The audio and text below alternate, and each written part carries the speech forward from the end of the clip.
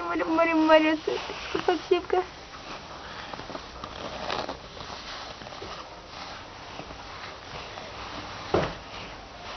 Море. Иди.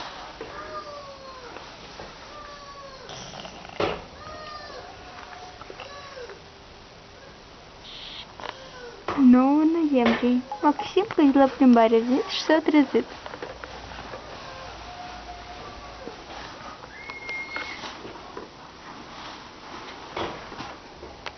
La plimbare cu bunica a fost, da? Deci și atâta v-a uitat, luați-mă odată. Da? Ce, mami?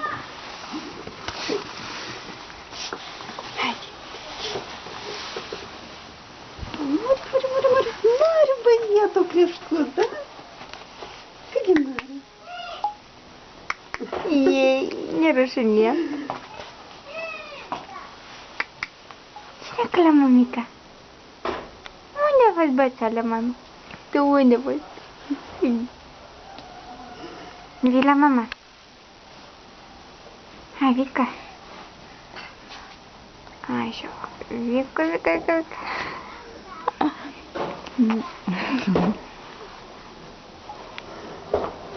De papa. Papa. Pa, Maximus.